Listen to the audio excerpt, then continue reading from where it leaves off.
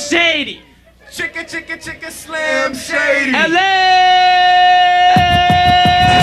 My name is Slim Shady. So this is Eminem's first big show since he started seeing some mainstream success.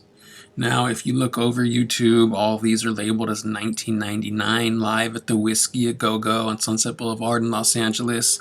But I believe that this concert was December 1998, and I'm going to tell you why. Now, first off, I remember people saying Eminem was coming to the show directly from his Hi, My Name Is video shoot, and going through this footage, I found out that that was correct. For those of y'all who don't know, I just shot a video today for My Name Is, alright? It's coming out in January. It's gonna be hot. So you can clearly hear Eminem say, I shot my video for Hi, My Name Is, it's dropping in January. And if you look online, January 25th, 1999 pops up, which means if this was December, it would be 1998. I also found the flyer for the show, which clearly says December 20th. So the show was December 20th, 1998. This is right before Eminem really blew up, and if you look at some of those opening acts, you have Shapeshifters, which is an underground Los Angeles group. You have Lexicon, some of my homies from back in the day. Styles of Beyond. If you've never heard of Styles of Beyond, I suggest looking them up. Ryu, one of the illest to ever do it. And if you haven't heard of Styles of Beyond, you might know them by a different name, Fort Minor. Fort Minor was basically Mike Shinoda and Styles of Beyond, and that's a whole other story I have. I was actually there when they met at a McDonald's parking lot in the late 90s. Like this, yo. And rewind that back, and that's me right there. Popped on a bloodstained mattress, stop. You ain't got access, watch, I'ma change my accent. While you would talk, you little cunts in the game. You can suck my cock and lay flat on the ground. Don't make a peep. If you want the stains out now, get the bleach. So that was an intro to the opening acts of the show, and a big reason the opening acts were as they were was because 3H was throwing the show. If you don't know who 3H is, Joe.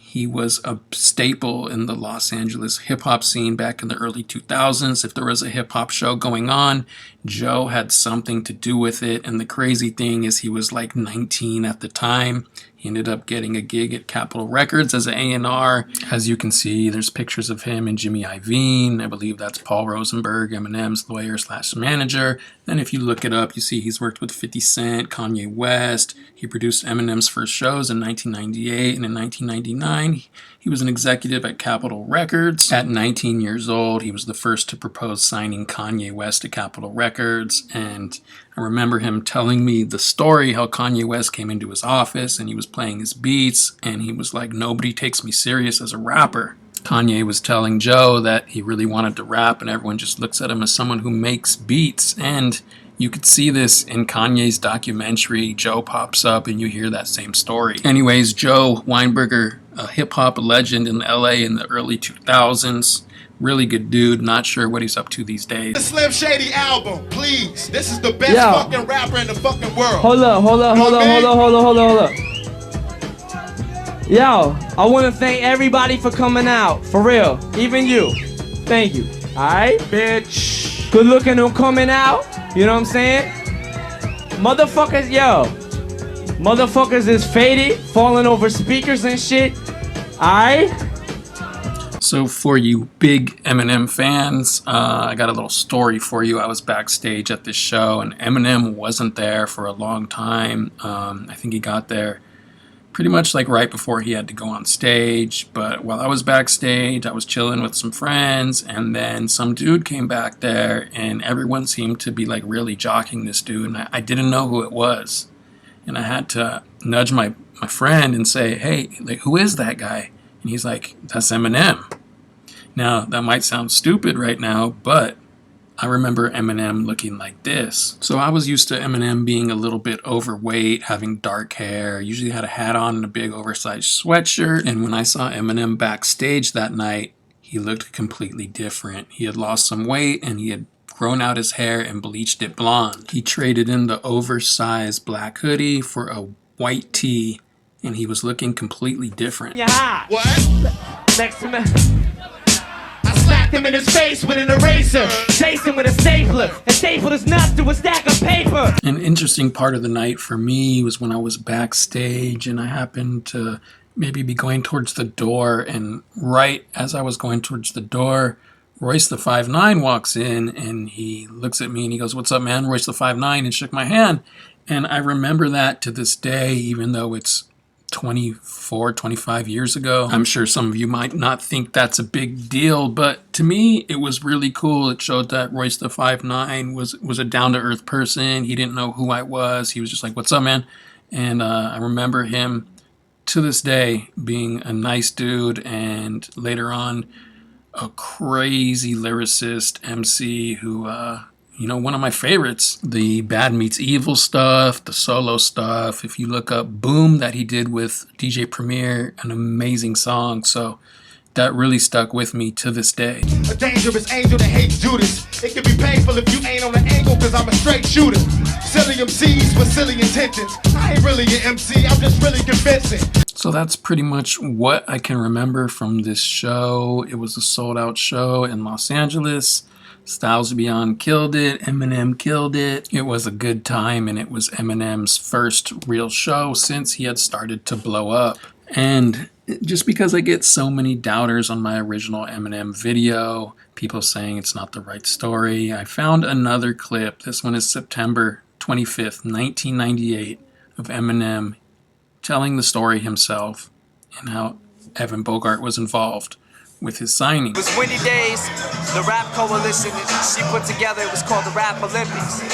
Windy Day works for the Rap Coalition. She put together this event, it was called the Rap Coalition. And it was a bunch of MCs, signed and unsigned artists, that it was a big battle or whatever. And I had taken second place in that. And I took second place, and it was some bullshit.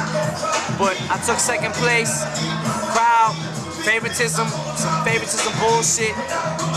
But I won't even expand on that anymore. But I took second place in it, and I made a lot of connections through there. And I had given my tape. It's my manager, Paul. What's up? Yeah, he's always got a lot of smart shit to say. Paul Bunyan. Paul Bunyan. No. Tall Gunman. Yo, but I had given my tape, I had an EP out, a 6-song EP, and I gave my tape to some cats at Interscope, and they were trying to get Jimmy Iovine, he's the owner of Interscope, they were trying to get him to listen to it. He finally listened to it. When he did, apparently he dug what he heard, so he took it to his house. Huh? Who was that? Pick him up. Who, Jimmy Iovine? No, who gave him the name? Oh, Evan. This kid Evan Bogart and Dean Geisling. They gave him the tape, and they were like, I don't know, Jimmy listened to this or whatever. But then Jimmy took it to his house, and he played it for Dre. And then Dre was like, yo, where's this guy at? And 3 days later, I just happened to be out there. So there you have it, directly from Eminem's mouth. It's crazy how many people think I'm lying about it or something, saying I'm capping, it's not the right story, whatever. There's Eminem saying it directly from his own mouth.